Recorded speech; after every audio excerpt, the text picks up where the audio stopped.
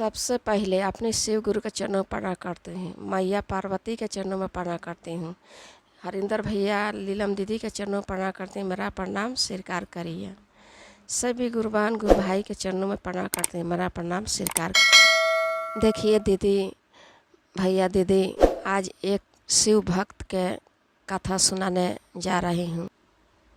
एक गांव में पति पत्नी रहती थी। उनका नाम नारायण था, पति के पत्नी के भारती नाम था। तो वो शिव जी के बहुत पूजा पाठ करते थे और दान पुण्य करते थे अपना। उनको पास सब चीज़ के सुख था, लेकिन एक संतान सुख नहीं था। एक दिन भारती अपना पति से बोलती है कि सुनिए जी, आप दूसरा शादी कर लीजिए, क्योंकि हम आपको संतान के सुख नहीं दे पाए। सुनो भारती, आज ये जो बात बोली आज के बाद कभी नहीं बोलना। सावन के महीना चल रहा था, तो नारायण एक दिन बोल रहे हैं अपना पत्नी से कि देखो सावन के महीने चल रहा, अब कि सावन में अमरनाथ बाबा के दर्शन करने जाएंगे। तो उनका भारती पत्नी बोलती ठीक है, सब में चलेंगे। सावन के पहला सोमवारी दोनों पति पत्नी अमरनाथ यात्रा निकल जाते हैं और रास्ते में दान पुण्य करते जाते हैं। अमरनाथ गुफा पहुँचते ही भारती बोलती है कि स्वामी, हम लोग बहुत भाग्यशाली हैं कि बाबा बर्फानी के दर्शन पाए। तब उनका पति बोलते हैं कि हे प्रभु, आपका कृपा से सब चीज़ के मेरा सुख है, लेकिन एक संतान सुख नहीं है। तब उनका पत्नी बोलती है हे प्रभु, मेरा सुनी गोद भर दीजिए। फिर पूजा करके वो दोनों अपना घर के लिए निकल जाते हैं। ये देख माता पार्वती बोलती है कि हे प्रभु, आप नारायण के सहायता क्यों नहीं करते, आपका तो वो परम भक्त है। महादेव कहते हैं कि हे देवी, मैं भी यही चाहते हैं, लेकिन उनका संतान सुख ज़्यादा दिन तक ले नहीं रहेगा। तब मैया पार्वती पूछती कि प्रभु ऐसा क्यों? महादेव कहते हैं कि उसका पुत्र का 21 साल के बाद मृत्यु हो जाएगा। तब महादेव नारायण के सपने में आते हैं और बोलते हैं कि उठो नारायण, तुम्हारे आज से 9वें महीने के बाद तुम्हारा पुत्र के जन्म होगा, लेकिन वो 21 साल के बाद मृत्यु हो जाएगा, ये ध्यान रखना। नारायण के नींद टूटता है तो महादेव के धन्यवाद बोलता है, अपने सपने के बारे में सब भारती को बताते हैं।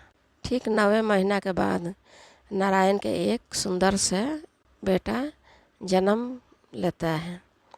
तो नारायण के बहुत खुश होते हैं और भगवान के धन्यवाद बोलते हैं और बोलते हैं कि ये तो भगवान भोले के आशीर्वाद से मेरा बेटा पैदा हुआ है, इनका आज से भोला नाम रख दे हैं। भोला धीरे धीरे बड़ा होता है।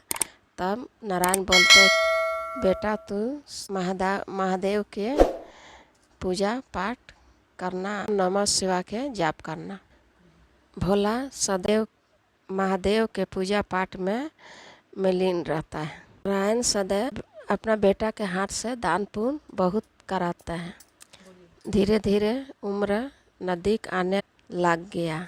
भोला का 21 साल होने में 1 महीना बाकी था। अब सावन का महीना शुरू हो गया था तो नारायण बोले कि अब तब मेरा बेटा के एक ही महीना बाकी है उसका मृत्यु में, तो क्यों नहीं उसका मामा के यहाँ काशी नगरी में भेज देते हैं दान पुण्य और वहाँ पूजा करने के लिए। भोला अपना मामा के साथ काशी चहु पे जाता है। भोला अपना मामा के साथ हर दिन यज्ञ और दान पुण्य करते रहता था।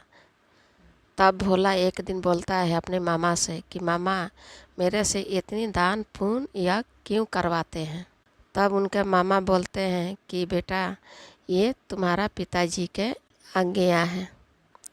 एक दिन यज्ञ करते समय में भोला के तबीयत गड़बड़ाने लगा, तो मामा से अपना भोला कि मामा, मेरा तबीयत खराब हो रहा है। फिर वो आराम करने चले जा रहा। घर जाते वो गिर जाता है और उसका मृत्यु हो जाता है।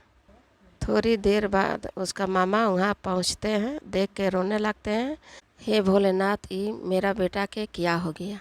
यह सब देख के माता पार्वती बोलती है कि हे भोलेनाथ, भोला तो ये पावन महीना में पूजा पाठ दान पुण्य यह किया था, फिर भी आप उसका साथ ऐसा क्यों? महादेव, आप उसका भाग क्यों नहीं बदल देते हैं? जानते हैं देवी, भोला इस जन्म में बहुत पूजा पाठ मेरा किया है, मैं उसका भाग बदल दूंगा और फिर से उसको जीवित कर देता हूँ।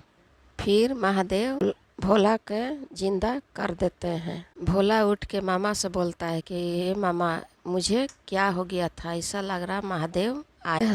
यह सुन के मामा महादेव को धन्यवाद कहते हैं और आपस भोला के घर चले जाते हैं। भोला ये सारी बातें अपने पिता के बताता है।